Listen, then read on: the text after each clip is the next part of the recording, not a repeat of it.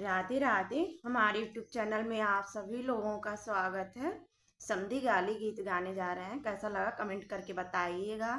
लाइक share subscribe पूरा video देखिएगा। इनसे मारो नाही लेला कमजोर समाधि। इनसे मारो नाही लेला कमजोर समाधि। समधी खैल बंगिया इनके दीद के ले गैल बनिया।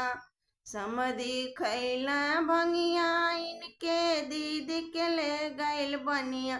कमजोर समाधि इनसे मारो नाही लेला कमजोर समाधि। समधि बहनी के पकड़ू ना पावे कमजोर समाधि। इनसे मारो नाही लेला कमजोर समाधि।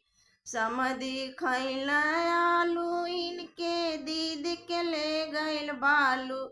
कमजोर समाधि बहनी के पकड़ू ना पावे कमजोर समाधि।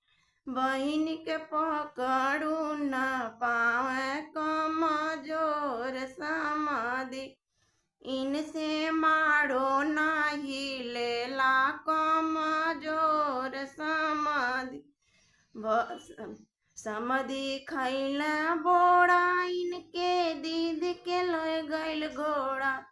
समधि खैल बोड़ा इनके दीद के ले गैल घोड़ा।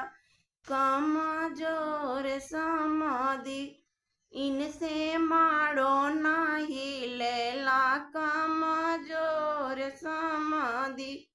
इनसे मारो नाही लेला कमजोर समाधि।